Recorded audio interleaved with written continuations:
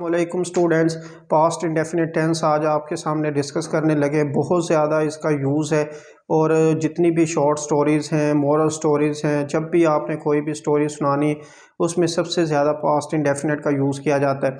अगर आप कहें कि इसका यूज़ जो है वो 90% है और बाकी जो इसके अलावा टेंसेज है उसका 10% यूज़ है, तो ये बिल्कुल भी गलत नहीं होगा।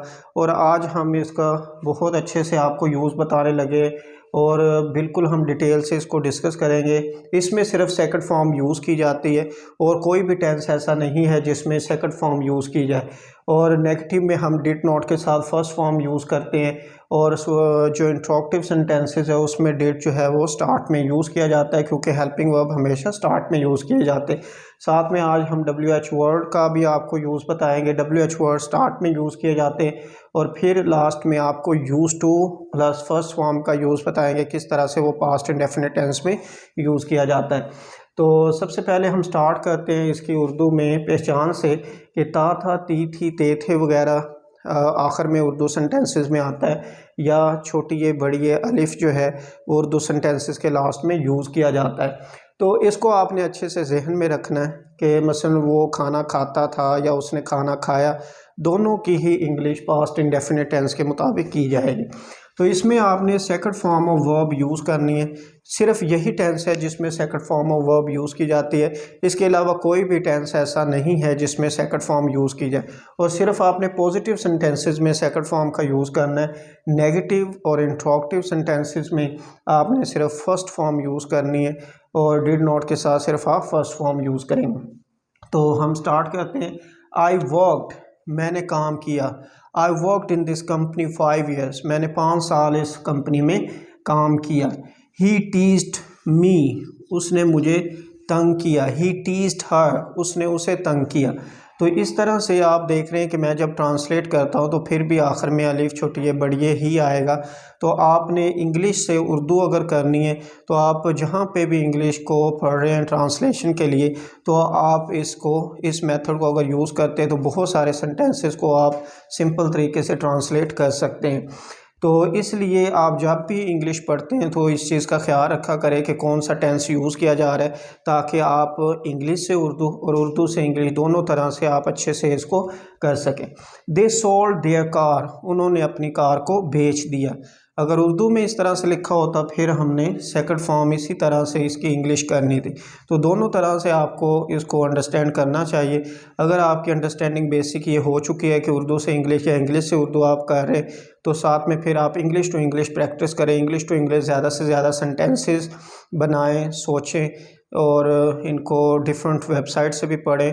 डिफरेंट जो बुक्स हैं डिफरेंट जगह आप उसको यूज़ कर सकते हैं, ताकि मज़ीद जो है इंग्लिश टू इंग्लिश सेंटेंसेस पढ़ के आप जो है वो स्पोकन इंग्लिश अपनी इम्प्रूव कर सकें।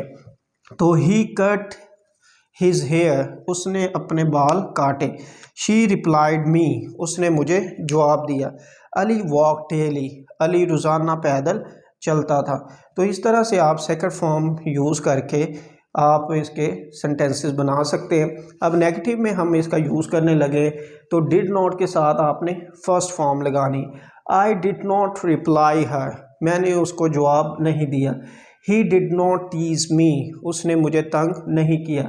दे डिडंट लिव हेयर, वो यहाँ पे नहीं रहते थे। तो इस तरह से आप इनकी नेगेटिव फॉर्म बना सकते हैं, नेगेटिव सेंटेंसेस बना सकते हैं डिड नॉट के साथ फर्स्ट फॉर्म। सबके साथ आपने did not plus first form use करनी।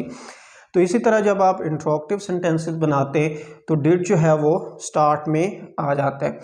बस डिड यू हेल्प हिम, क्या तुम उसकी मदद करते थे। Did they come here daily, क्या वो रोज़ाना यहाँ पे आया करता था। तो डिड आई हेट यू, क्या मैं तुमसे नफ़रत करता था। तो इस तरह से आप इनकी इंग्लिश कर सकते हैं, इनके मज़ीद सेंटेंसेस बना सकते हैं।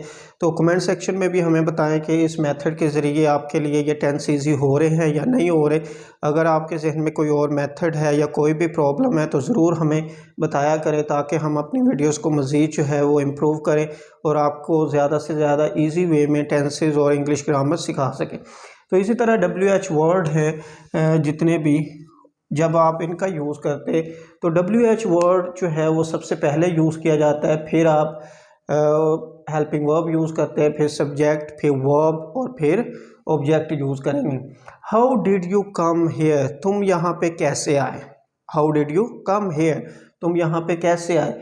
हु हेल्प्ड यू, तुम्हारी मदद किसने की। तो जब हु आप यूज़ करेंगे उसके बाद आप डिड बिल्कुल भी यूज़ नहीं करेंगे और फॉर्म भी आप सेकंड यूज़ करेंगे। सिर्फ हु के साथ ऐसा है कि आप हेल्पिंग वर्ब यूज़ नहीं करेंगे और फॉर्म सेकंड यूज़ करेंगे। इसके अलावा जितने भी हैं उनके साथ आप डिड यूज़ करेंगे और फॉर्म जो है वो फर्स्ट यूज़ करेंगे। Why did you tease him, तुमने उसे क्यों तंग किया। तो इस तरह से जितने भी WH वर्ड हैं उनको सबसे पहले आप यूज़ करेंगे, फिर डिड, फिर सब्जेक्ट, फिर वर्ब की फर्स्ट फॉर्म और लास्ट में ऑब्जेक्ट आप यूज़ करेंगे। इसी तरह अगर आप यूज़ टू का इस्तेमाल सीखना चाहते हैं तो ये इसलिए यूज़ होता है कि जब पास्ट इंडेफिनिट में पास्ट में कोई आपकी हैबिट रही हो, बार बार आपने कोई काम किया हो, ठीक है, तो उसके लिए हम यूज़ टू इस्तेमाल करते। इसके सेंटेंसेस में थोड़ा सा डिफरेंस है। हम कहते हैं कि वो पतंगे उड़ाया करता था, मैं उसे तंग किया करता था, वो क्रिकेट खेला करता था, वो मुझे मैसेज किया करती थी।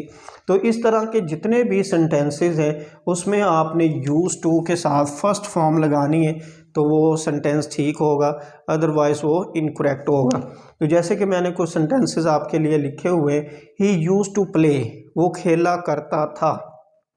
आई यूज़ टू फ्लाई काइट्स, मैं पतंगे उड़ाया करता था। और ये बिल्कुल सच है, मैं अपने बचपन में बहुत ज़्यादा पतंगे उड़ाया करता था। इसी तरह आपकी भी कुछ हैबिट्स होंगी तो ज़रूर उनके सेंटेंसेस बनाएं। तो दे यूज़ टू टीज़ मी, वो मुझे तंग किया करते थे। तो इस तरह से आप इनका यूज़ कर सकते हैं, बहुत सिंपल यूज़ है। और इनके सेंटेंसेस बनाएं और इनकी प्रैक्टिस करें और हमारे चैनल को लाजमी सब्सक्राइब करें और अपने फ्रेंड्स के साथ भी शेयर करें, ताकि जो है आपके फ़ायदे के साथ साथ जो है हमारे चैनल का भी थोड़ा सा फ़ायदा हो सके। Thank you.